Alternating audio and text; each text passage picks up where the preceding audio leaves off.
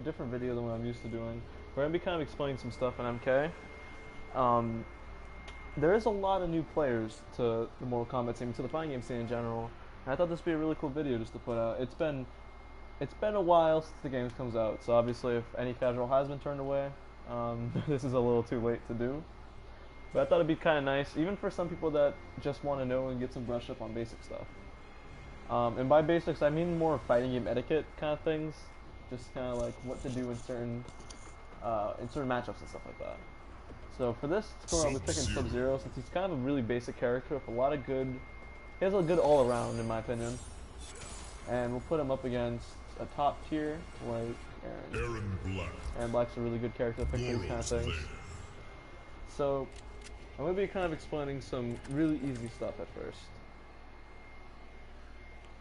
We have two people join the chat. Hello, everyone. It's nice to meet you all.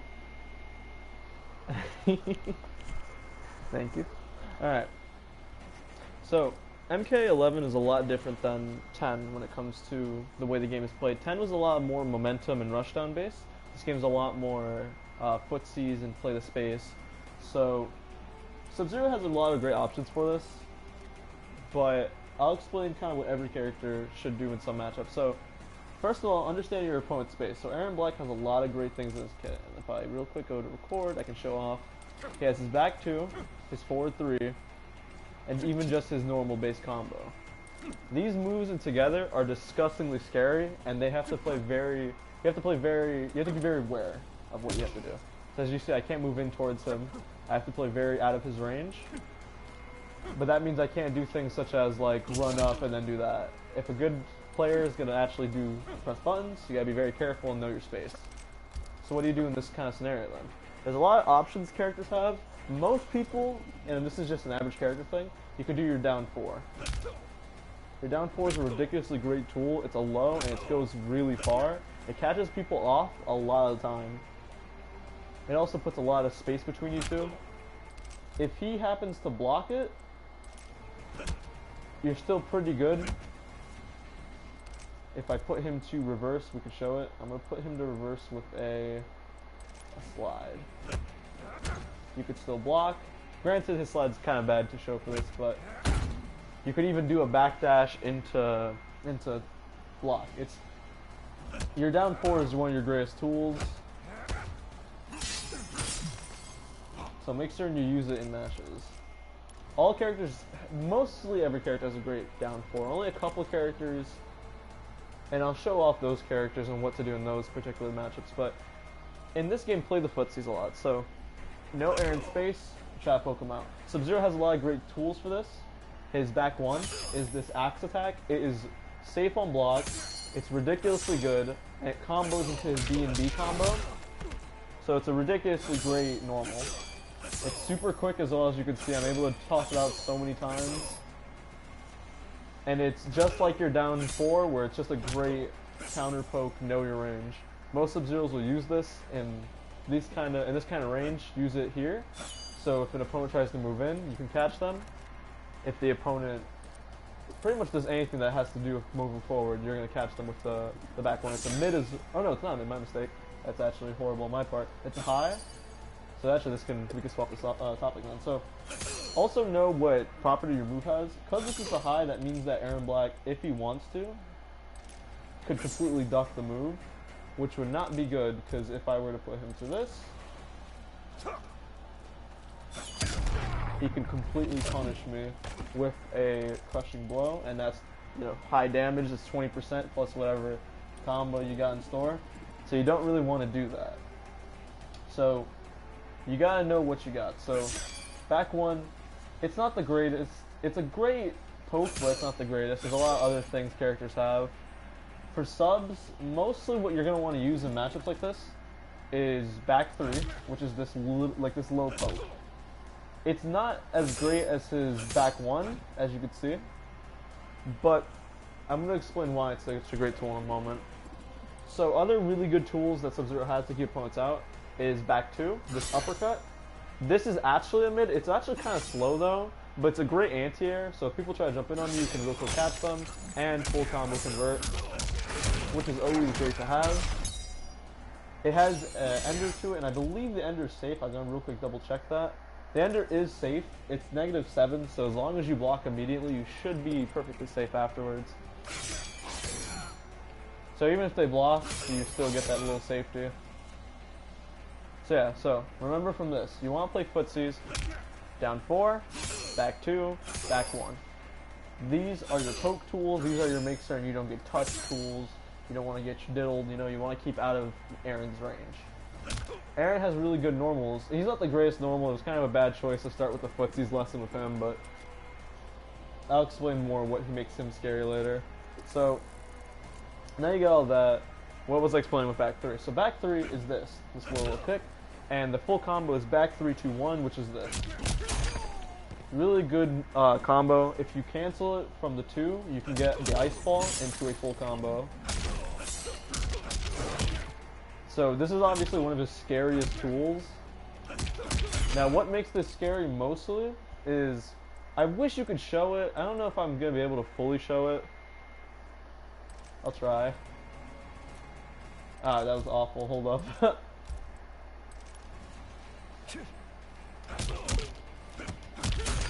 I can't do it quick enough. I suck at doing this recording stuff. But pretty much, if you were to block it, I think reversal mode might be the best bet, honestly, for this.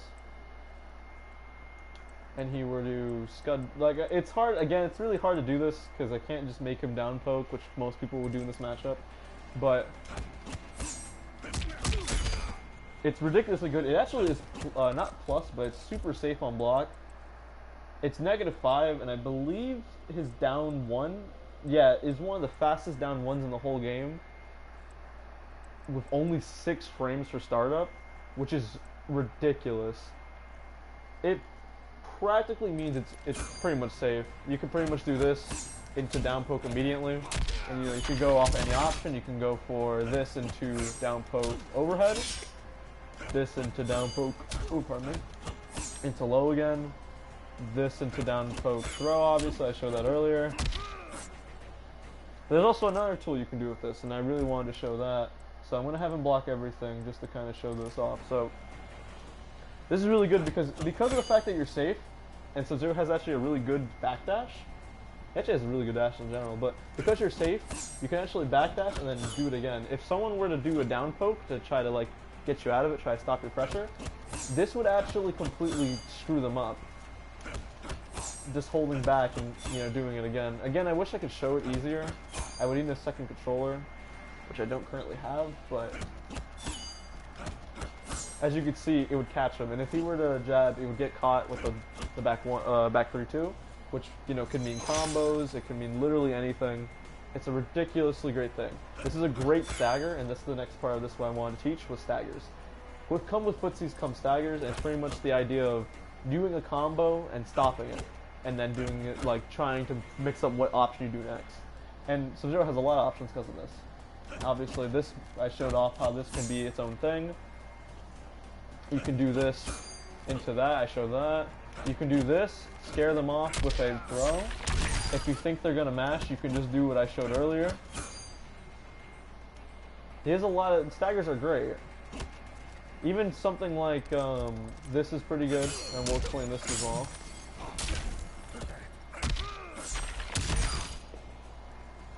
So, from pretty much what you were supposed to learn from this point onward was footsie good, footsie real good, stagger good, stagger real good. MK11's all about this kind of play. You have to understand the opponent's range and understand how to counterattack. A lot of the game is really based on reaction, so if you're not that good in reaction, sadly I don't think you're going to go that well. I mean, you could train. Practice makes perfect. You don't start off with good reaction, you have to build it. So, for example, if Aaron Black does stuff like that, I wish I could show it a little easier. That kind of sucks. Maybe if I full record it. Yeah, alright, so if I full record it. So you gotta learn pretty much when to attack, when to counterattack, and stuff like that. Yeah, because not every time in a game are you gonna wanna are you gonna be able to counterattack. You're not gonna be able to know everything. We're not almighty deities. just know the thing. Even things like that's really good. Learn how to anti-air. A lot of people in MK11 jump a lot too. You have to know that. Some characters have really good down jump 4s, or just jump any button. With both the jump kicks being the same thing, sadly, which is kind of I shouldn't have. But the point is that jump kicks are really good, and characters have really good jumping attacks. So people love to jump in this game. You gotta learn when people jump to counter attack to make certain you're ready. You gotta learn a lot of combos with it. And I'm choosing Sub-Zero because he's super simple, and I feel like anyone could pick up Sub-Zero. He's a really fun character, and he has a lot of bases.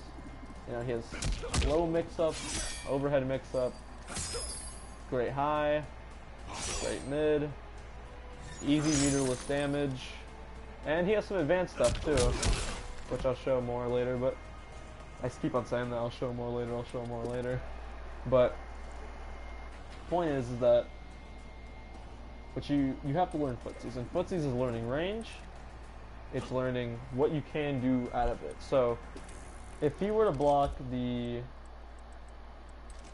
this, and I wanted to backdash, I can punish with a back 1, which would be a lot more safer than doing this, because if he predicts this, I actually could get completely punished, versus that.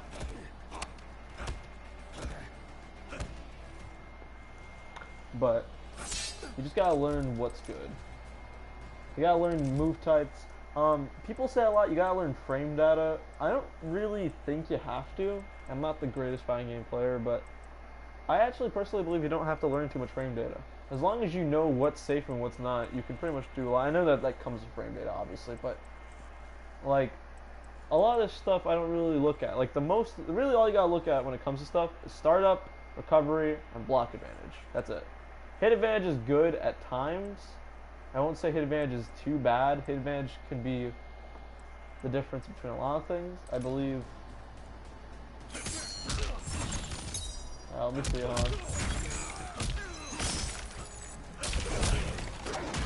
That's not what I wanted to show, but I'm trying to think. Does that also have a 1? So I'm trying to like think of stuff on the fly. But yeah, and really, what this all stuff. So startup is just how long it takes for the move to come out and to start its active frames, which active frames are pretty much when the attack actually does damage. So 2 frames of this 9 frame. Or actually, let's not use count. Let's use basics. The basics are easier. So when you press square, which is this, when you press that button, it has a startup of 8 frames, which is actually kind of long for a square. It has 2 of its frames are active. So at one point of the 8, 2 of them are active. It has 15 frames of recovery. So what this pretty much means is that it starts up with 8 frames, it takes 15 to fully stop it. So as you can see, I'll press square, try to move back. You can also do this. Frames are kind of weird to dictate. I don't really like using frames, but pretty much all you need to know is when it comes to if it's safe or not is startup and block advantage. Cancel advantage, I actually have no idea what that means, I'll be honest with you. I've tried looking into it. At first I thought it was like you can't cancel special moves into, but there's a lot of moves that say it has cancel advantage that a can't cancel stuff into, so I really don't know. Maybe it's on block, I can't be certain. Because as you can see here, the moves that say there's no cancel advantage, such as 124 or 212, have no cancel advantage, and these are moves that you cannot special cancel. But then also, you know, it's weird. It's just weird. So, hit advantage is kind of like how many. It's a lot of. It's hard to explain this one, in my personal opinion. I believe, if I'm not mistaken, hit advantage is like how many frames you're allowed after you get the hit. So if I press triangle here, showing triangle's hit advantage 20. You see how many frames Aaron has before he resets? Look, he does this whole animation of backing up. Now let's show off the square, which has 11. You see how quick he comes back? That's what hit advantage is. So, what block advantage is block advantage is pretty much if you hit someone on block, how safe are you? Are you able to get out of what's next? Now for most moves, Your square has a 0 block damage. And what this means is that when you hit square, you're neither safe nor plus. And you're neither negative nor plus. So what negative means is negative is when the recovery is kind of mixes in with your startup and shit like that, and it kind of fucks the move up. And that's why I said you have to know a lot of these things, or at least some of these things, because Rising Ice, for example, in its block damage, if you see, it says it has -4 on block damage, which normally in this game would be really good. However, its recovery is what destroys it, because if I were to put Aaron to reversal with a decent move, like locked and loaded. Oh, did I? I was gonna say, I was kind of expecting. Huh? Oh. That was bad. Alright. You can see I'm actually still punished, even though I fucking it was 4, I still got punished. So be careful of recovery. Mostly these kind of things, as I said, just go into train mode and test them. You don't have to be like, oh, what's safe, what's not safe. You don't have to look at frame data for everything. Just go into train mode and see what works and what doesn't. It's the best advice I can give to anyone if you're trying to play fighting games. So what negative means is, or what's unsafe depends on what you're using. So most things in this game are -8 frames above, or below technically, because you're going negative. -8 below is unsafe. Now that's kind of skewed because it depends on what you're playing. For example, like online is very different from local. On local, a lot of -7 moves, they can't be like -8 moves can be punished, but online is very different. Like some moves is like negative. You need to be -9 to 10 because of frame delay. So it's very different. Again, it's a lot of trial and error with this kind of stuff. I'm just pointing out there that online is very different. So don't trust all these things. Just test it and see if it works. So as we saw with this stuff, so this is all below 7 frames. The reason I say 7 as or 8 as the deadline is because your most ones in this game they are usually the fastest move you can do in your kit. And if it's not that, then it might be your 2. If you don't know, by the way, what these numbers mean, a 1 is your square, or your X on Xbox. Your 2 is your Y to triangle. Your 3 is your X to A, and your 4 is your circle to B. They're number coded just so we don't have the issue of like, if you say X, for example, when you're talking about the link way kick, which is right down there, but for an Xbox player, that might be straight chop. So it's just to avoid confusion. I think it's really easy, or not easy, I think it's way better to have it like that. It is a little tough to know at first. I still fuck up and I'll still say square a lot because I mostly play with PlayStation people, but for everyone, that's what that means if you're not used to that. So, so as you can see, this is 8 frames. So I have to be really lucky to find a -8 move. If I do, again, it really kind of sucks that you can't just make it so they do certain things on whatchamacallit. Like I can't just have him press actually throw would be pretty good, wouldn't it? So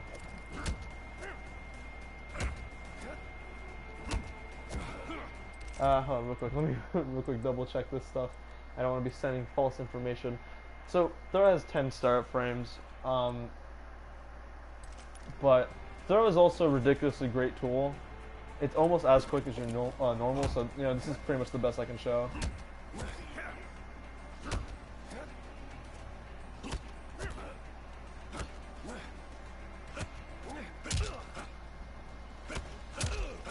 So as you can see, because this is like +1, I can actually just oh, that was a fuck up.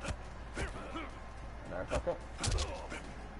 I can just mash it and completely take Aaron. Yeah, he won't even be able to get through it. But for a move such as, let's say, These are, I don't know. For these ones, for example, your uppercut, you're down 2, and your back, and your sweep, which is your back 4. These kind of are weird because they push the opponent away guaranteed 90% of the time, so it's kind of hard to really show them to their fullest, honestly. I'm gonna try to find like a combo move that might be easier for this kind of thing.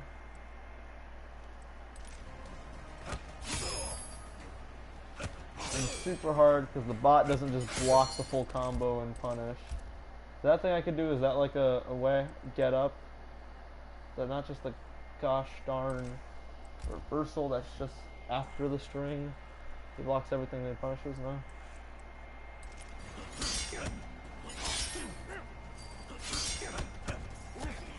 So as you can see there, like that's punishable, and if we look at the frame data, that is 19 on block. So I wish that things were reversed. I don't know how you do that, but pretty much, if I do this combo, you can punish with throw, you can punish with square. Like there's a lot of things you can punish with when it comes to your buttons, and you're really not even able to do anything on that.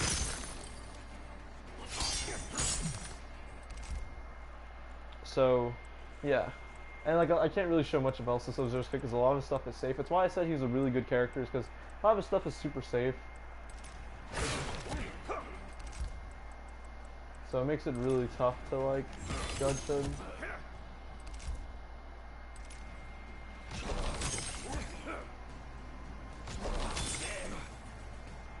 Actually, this is a really good way to show it, because this is -8. So like, you literally have to be holding down after the block, or else you will be punished. As you can see, if we punish accordingly, we can get a full combo conversion for some nice 38%. That's really good damage. And just knowing the fact what was safe, what's not safe. And again, I wish it was easier. I could just show it down 1s, or down 4s, or down 3s, like literally anything else, but the game's tricky and I don't really know all the technicals. I've never really done a training video. So yeah. So again, I'm going to recap because I feel like I've gone everywhere where I should have been.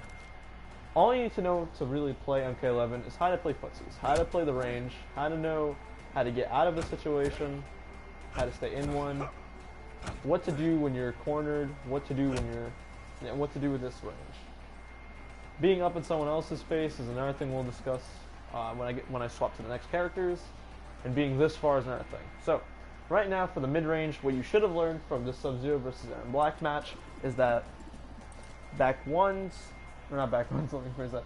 Poking is really good to understand the character. If people try to punish, try to learn what normals you have that can close the gap between you, so you can full-on punish them. Learn what's not safe, so you don't get caught with your pants down. And honestly, just learn it's a lot of fighting games is learning about your opponent. So, although I can train you what to look for, I can't really train you for the fight itself. So, just study your opponent, see what they do when you react like that. Remember how earlier I said you can do this? Remember that? That's a reversal and he's still getting punished for it.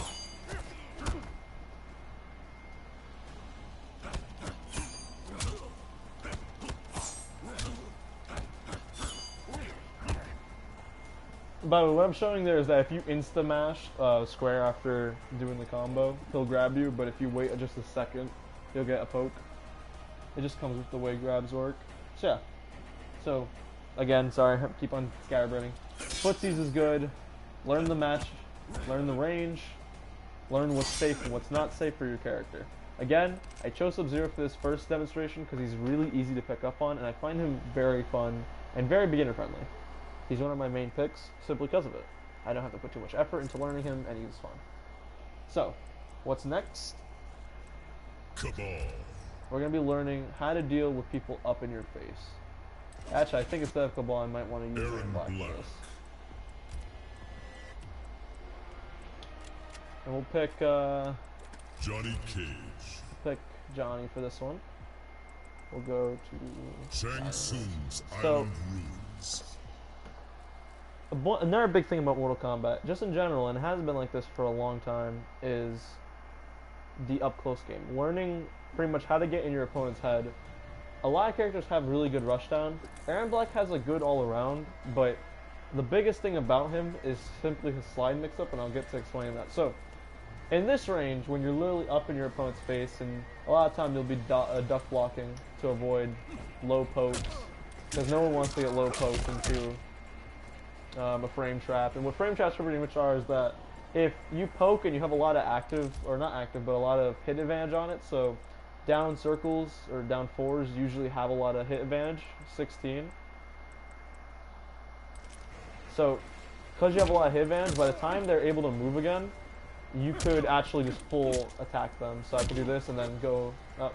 I can do this and then go into a forward 3-2. And if per se they're trying to mash or they're trying to jump, they will get caught in the forward 3. So you have to learn that. That's just more learning about hit advantage, which again I said is not really too important. You just look at it. As you can see, like, look how long it took Johnny to recover from that. Granted, we also take a long time to recover from that. That is 26 frames of recovery we have there. But we're not only talking about Aaron's frame data here. We're going to talk about what to do when you're up in someone's face. So, Aaron Black has a lot of really good up-close games simply because his back 2-2-2 combo has overheads. He has a slide, which goes low. He has a gunshot, which goes low.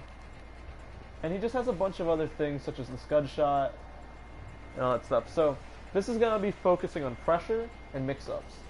So what is pressure and mix-ups? Pressure is being able to continuously apply damage and all that stuff towards the opponent and keeping them in a state where they have to block and be patient. So for example, I'm going to have the bot block here. So something like mashing circle on someone isn't pressure, because if he really wants to, the Johnny Cage bot can instantly just down poke me. He can actually just straight punish me for this. I believe him, if I'm not mistaken. Circle is not the greatest. No, I mean, it has good blocking edge. But yeah. So, it's not the greatest move on this. Actually, if I'm not mistaken, Johnny has a really good reversal. So we might be using Shadow Kick for this. Oh, that scared me.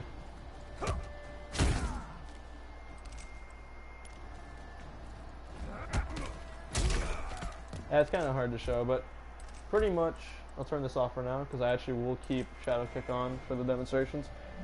Pretty much, pressure is being able to do stuff permanently. So, although you're safe after this, you can't be mashing circle on someone and expecting it to work. Especially because circle's a high, and there's like a lot of issues with highs, obviously. If it's a high, they can easily duck over an uppercut. You know, it's a high, it's slow, it's not the greatest. So, like good pressure, for example, is Aaron Black's 2-1-2-1-2, or his triangle square triangle square triangle, YXYXY. This string right here. This string is ridiculously good for a multitude of reasons. One, besides it, for the fact of it having a high burst, the one that comes after it is super quick, meaning that even if someone ducks the first one, they're gonna get caught by that second one if they're not blocking. It has a lot of gaps in it, so people are trying to mash and they'll get caught. It has 2 overheads at the end, but the best part about it is that it's super safe at the end. So even though he has some recovery on it, the opponent cannot punish me for doing this string over and over. Like, if we go back to neutral, he tries to poke me and I do it again, that's it. He's not going to punish me for that. I can backdash and get myself to a comfortable range. But let's say I don't want to do that. Let's say I want to keep in his face, I want to get that pressure going, like a true Aaron Black gamer. Back 2-2-2, this string right here is an alright string. It has 2 overheads, but I believe it's unsafe, if I'm not mistaken. Yeah, it's unsafe. How do you fix that? Scud shot for Aaron Black. This is a cancel move that pretty much, its actual thing is that it's a stance that shoots any projectile that comes towards Aaron as long as he holds it out. However, it's been used more recently as like a cancel to his basics, so you could do the whole combo, or you could do the whole combo, cancel in the scud shot, continue the whole combo. You can just continually apply pressure. Jeezy Pete's. I'm kind of messing up because I'm like fat fingering everything. And let's say someone gets a little cocky, you know, they're like, I want to poke out of that. They start getting wise to your stuff. Scud shot also has a gunshot at the end you can use by enhancing. And meter's not an issue in this game because it comes back, so. Pretty much, what I'm trying to teach you here is you have to find ways to keep in your opponent if you're going to be pressuring. This is part of what rushdown is, which is just keeping to your opponent and making certain they don't get a chance to actually enjoy the game. So, Scud Shot's ridiculously good because of how quick it is, so you're actually able to get out of a lot of scenarios. Like, the only way Johnny could punish me in this scenario is if I'm not mistaken, what's back 2-2? Wish I could see it. But there's the only way he can punish me is like by poking or being like a reaction god and doing his square or his 1-2-1 into shadow kick or 1-2 into nut punch. Which doesn't sound that hard, but once again you have to remember this is a lot of with frame delay and everything, this becomes a lot tougher to do online, which is really where I'm trying to teach you, because let's be real here, no one's playing local tournaments. If you are playing local tournaments, then good luck.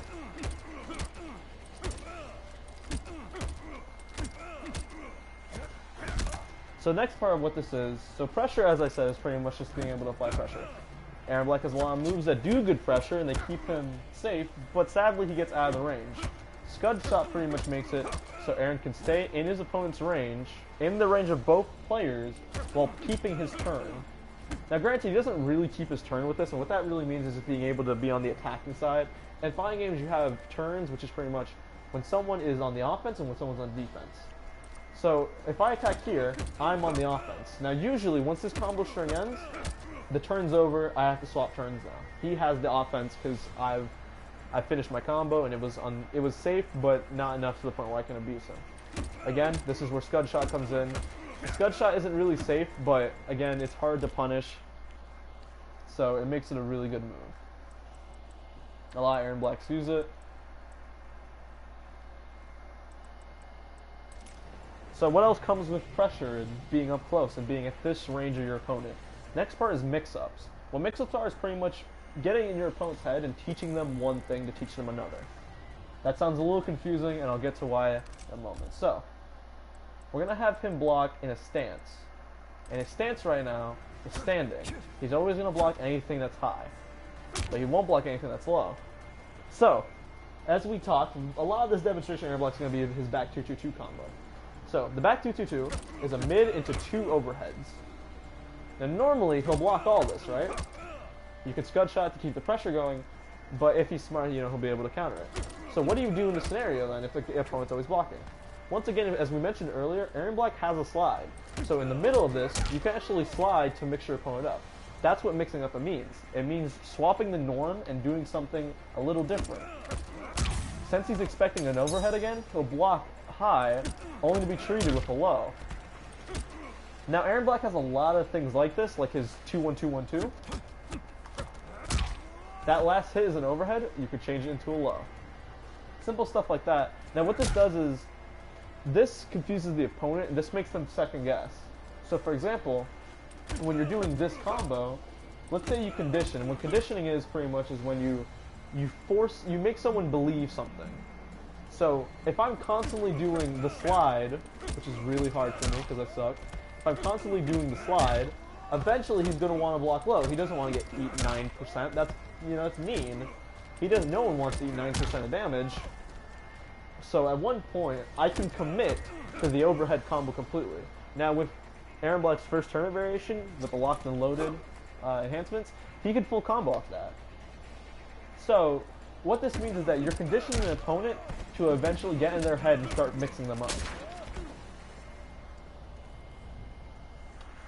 So, I believe next we talk about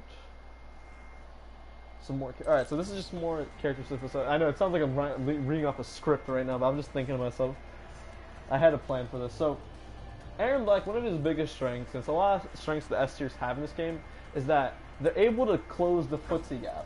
Aaron Black's best strength, as I said earlier with Sub-Zero, is that he has really good mid-game. He's able to pretty much stay at this range if he wants. But also, his up-close game is unparalleled. He has so many mix-ups he can work with. And the best thing, as I said, this slide, look how close you are after the slide. All it takes is Aaron Black to do one dash-up into back twos again to catch you lacquered, as the kids say. And again, with all the tools Aaron Black has, this makes him a disgusting force of mix-ups. You're gonna constantly have people guessing what you're doing next, because obviously no one wants to eat that much damage. With his spit in play as well, it makes him so scary. So, what were you supposed to learn from this portion? You're supposed to learn A, how to keep the pressure on something. How to keep pressure using your frames, how to keep people scared of what's next, using mix-ups, how to condition people entirely to something, and mostly just really that.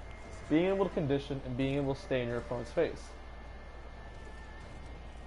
Another really good example of a mix-up tool, especially for a character like Aaron Black, is his forward 4, which is the boot drop, or the drop kick as famously dubbed back in the day. This move. It does 11% guaranteed on hit. It can also be special, or it can be enhanced if it whiffs to do a low, which doesn't do a lot, but it's a good cover-up if people try to punish you, which really, you really can't do because it's only -8. So again, it's a really tough move to punish. And I know I said earlier, recovery is a huge factor, but because of the fact that you're super low, it takes low attacks to fully punish you, unless they're ready to hit you in the moment you get up. But this is also another really good mix-up. So, he has 2 moves that look very similar. The drop kick and the slide. They both start with a running before they do an animation. You can completely mix people up with this. Condition them to think one way and get your damage off. So just remember to learn to use your damage, and remember to use every tool at your arsenal when you're close to keep in your face. This is what Rushdown is, and this is what I wanted to teach with this matchup. Granted, Johnny Cage has a lot of tools to kind of move in and out. He's another really good character I wanted to show for this, and I might actually look to swap to him just to kind of show some stuff off. I know I could have just done the recording, but I want to show some more stuff about pressure. Because Aaron Black's kind of tough for me because he's not necessarily safe on some stuff.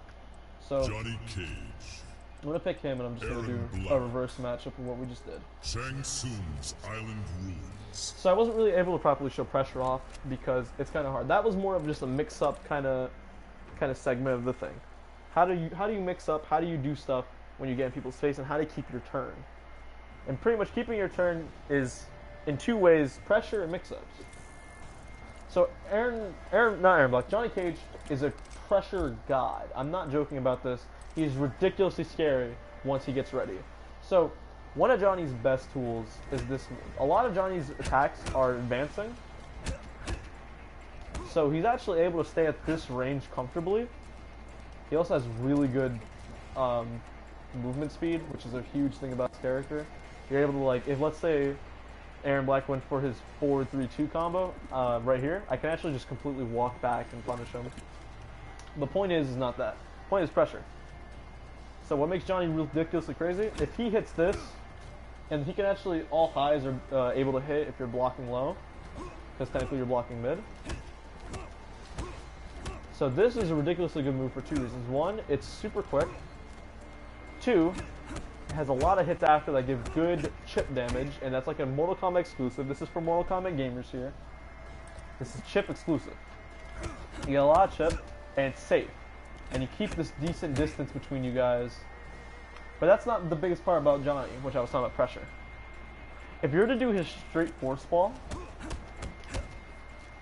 got fucked up there, that right there, you're actually safe if I'm not mistaken. Let me check. No, obviously not. If you enhance the force ball, you're safe. Now what I like to do in games, if let's say my opponent's super low, I like to harass him with this combo, which is his, if you don't know, it's forward 3 into mash 4, if I'm not mistaken, like 3, yeah, a couple 4s, and then don't ever, just do Director's Cut, don't do I'm a Big Deal, or Comedy and Tragedy, those are the 2 best ones, with this rapid kick. You do this, you do the force balls. You're completely safe afterward. You can actually go right in, so if you do a real quick micro dash, which is where you just dash and you press the move instantly, so I'm dashing and I'm instantly pressing forward 3. So if you do that after your pressure, you'll actually catch him again. Now look at the damage right there. That was around, I want to say 15%?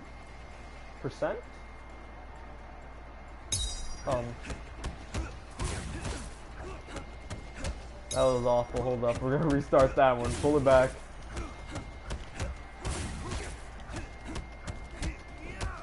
Yeah, around 15%. Around like 14 more. But again, it's good damage, and I know it's a lot of meter, but you're keeping your turn with this. It doesn't matter what character you're fighting, they generally have to sit here and eat this. Either that, or they have to know it's coming, which they usually don't, considering you don't want to eat it. Because another tool in Johnny's disposal, which which I'm going to show, is this: his forward 4. It's a advancing mid, and it advances just like his forward 3, but it doesn't have the good combo route of the other one. So where this could be a lot of chip and kind of keeping your opponent on edge, the forward 4 is just a check tool, just to see if they if they get too used to the highs and want to duck to do the crushing blow uppercut, they can actually just, you can mix this in here to catch them. That's safe, but obviously not plus. So you don't keep your turn if you do this, but you can always keep your turn with that and continue on. And I know what you're thinking, well, if it's -7, how is it keeping your turn? Because its recovery is practically non-existent. It has a 14-frame startup, which is actually kind of small considering when you're doing this pressure, they're not getting out of it. Like, there's literally no way to get out of this unless you duck. And again, you can just do your mid. So this is what huge pressure is keeping your opponent blocking, so then you can do mix-ups. Johnny Cage also has this. I was going to talk about it, but honestly I don't feel a need to, because like, it's just to be scary. It's just to show how disgusting this character can get. Almost 20, that was like 28. But yeah, so what you're supposed to learn from that one is just pretty much pressure. Just how to keep pressure going, how to use your frames to advantage. I could have showed more pretty much. The only other thing I could have showed you there was that Johnny Cage can also run up grab. He can also do his 2 advancing lows. He had a lot of options. And what I was trying to show is that you can keep your turn while also going into options. Aaron Black can't necessarily do that. Aaron Black's super unsafe if he tries to do his mix-up, so you have to be very cautious with him.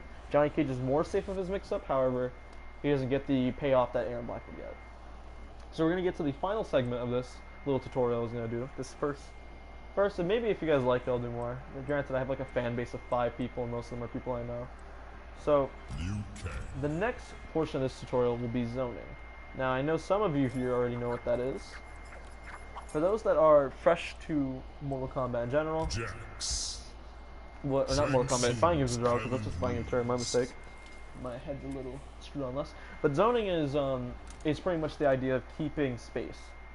Unlike earlier when we were playing footsies, zoning is more controlling the map. So in this matchup, I want to explain this. That Jax over there is the second variation of Jax for tournament. So that's his mix-up variation. He does not really get close. He doesn't have any real range in this variation. He's very close range rushdown. Whereas the Grind King Liu Kang is the first variation. It's the Liu Quan variation. So this one gets the low fireball and the high fireball. So what zoning is pretty much is, if I'm at this range and Jax wants to get into me, I can kind of like push him back. I don't want him to get close. I'm going to fireball. Keep him far back. If he doesn't want to eat the damage, he'll either block, but obviously that's still chip. So if I real quick show that, if I put him to duck and then stance hold, he'll still eat that, and no one wants to eat that because look at the chip on that. That's almost 2% per fireball. I'm not even showing the enhanced version, which is around, I want to say like 5%? I don't know. Let's see. 7 times. That's around like 3%. Around 3.5. Like it's a good chunk. It's not crazy enough to. But again, no one likes eating chip. It's not fun to eat chip. So you're gonna want to try to get close. So what zoners tend to do is they try to keep this space. They want to get in your head with the projectiles. I'm gonna constantly shoot Jax. And Jax would, in this scenario, Jax would do this.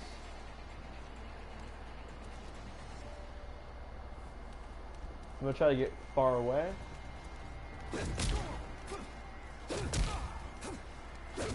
I'm kind of fucking up my input with that, honestly. Let me push him back with that. Alright. So as you can see, Jax is trying to get in. The AI is kind of messed up on the block cycle, I'll be honest. I messed that one up. But as you can see, with time, Jax would get close enough to punish me. So what zoners tend to do is they try to mix up how they do this thing. So you would do this, you know, you would be doing this until Jax eventually got close. Or, with Liu Kang specifically, you can go for this low fireball. This conditions people that are doing this. This is going to want people to start jumping. And this is again where Liu Kang shines, because Liu Kang has an air fireball. Not only does he have an air fireball, remember that anti-airing is a thing. I can literally run up towards this jump, press square, and full combo after it. So let's real quick show it. I'm gonna just have recording of he's gonna duck first, he's gonna jump, he's gonna duck, he's gonna jump.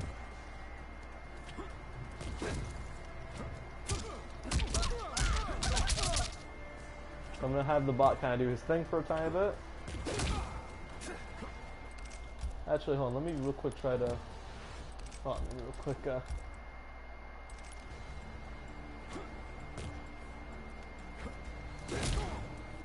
Does it not like?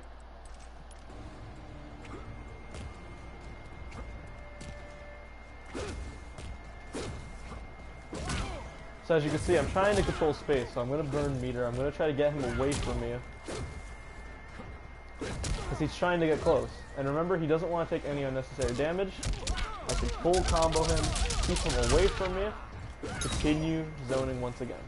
I picked Liu Kang. Liu Kang is not the optimal zoner, but this is just a good way to show off everything about zoning. Keeping space and making sure the person doesn't get near to you. Now Jax has more options, like he has a dash attack he can use, but again, Liu Kang's really good because he has this dragon kick he can use in any matchup, which will get him out of bad scenarios. He has his fireballs, which if it enhances and you actually hit, it will pretty much full screen push an opponent back. So he can keep his like range pretty much the whole game.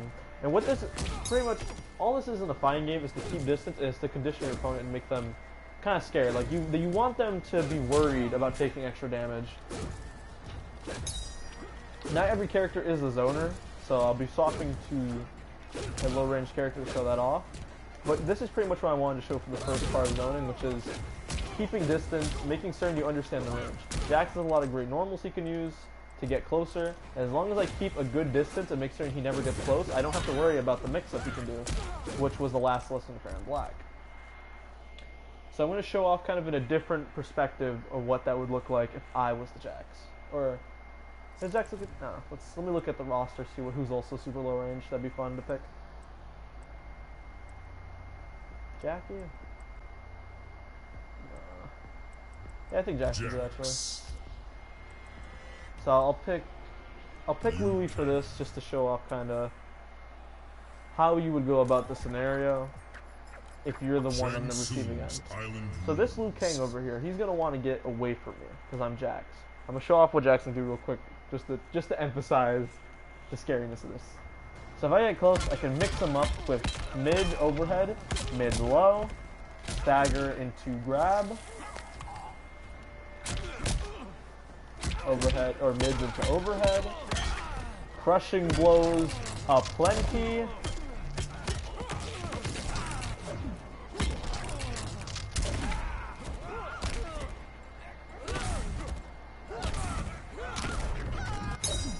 So, you don't want Jax to get close. Now Jax, I pretty much showed it right there. Jax has projectiles, but he only has this high, which takes him to get heat for, which is actually a really good fireball, but he has this and then he has this grenade launcher. Now this grenade launcher is awful. I don't recommend it. Woo! I don't recommend it for counter zoning. You don't want to be competing with the Liu Kang and throwing this out. If you're competing with Liu Kang, either try to get close to do your combos so you can get your heat, or just build it while you're far away and counter fire back so you can get you can get that your turn back. Now I'm gonna real quick do a recording. Can I real quick make it so we spawn very far from each other?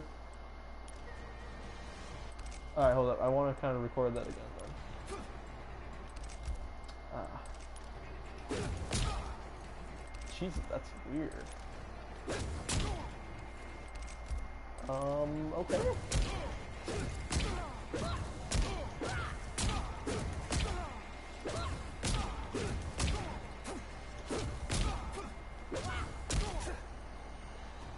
So what I'm showing off here is how it would feel to be the Jax player. So you have a lot to worry about, obviously, because I have to worry about Liu Kang throwing all these projectiles out. Now I could duck. Again, he's checking me with low fireballs, so I don't always duck.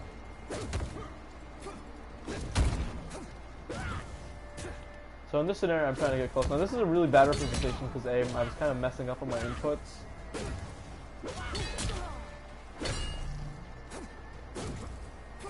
So you can actually trade, like look right there, I traded to get my heat going so I can trade with him. In a real matchup, obviously, I'm trying to get close. Every time you move forward, you're going to be trying to like, you're going to try blocking as well. So as you can see there, Jax has a good advancing mids. But my goal for this is to not get checked.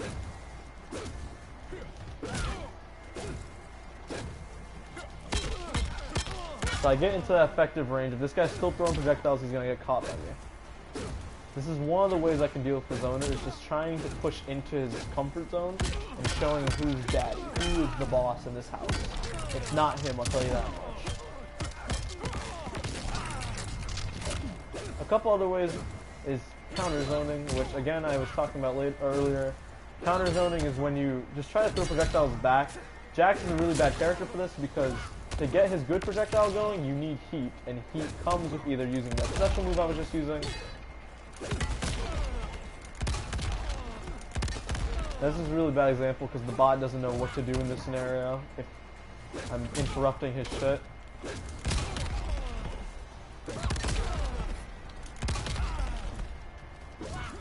It's a good trade, I'll be honest with you. If you had to trade any projectile, what I meant earlier by the grenade launcher being a bad thing is that it's awful for zoning. A real guy can just easily block it and move forward, but if you want to anti-zone, this is not the worst option. Never enhance it, I'll be honest with you, that's the worst mistake you can make.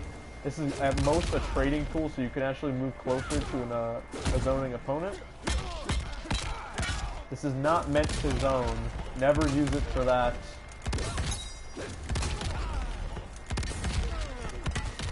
As its enhancement is too long.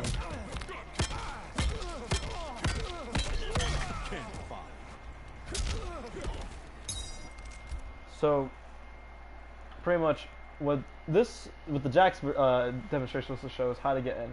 So either counter zone or move in. Now depending on the character, one is easier than the other. It always depends on who you're playing versus the enemy, and this is where matchups come into play. But that's another story for a different video. The only other option Jax would have in this matchup is his ground pound, which is a really bad move for this matchup because of how long startup is. You're better off just shooting this, doing this. Maybe when he stops throwing projectiles out. The thing is with Jax, you don't want to get this range to be where your comfort zone is. Jax's comfort zone, I don't think in a single variation is Jax's comfort zone that range.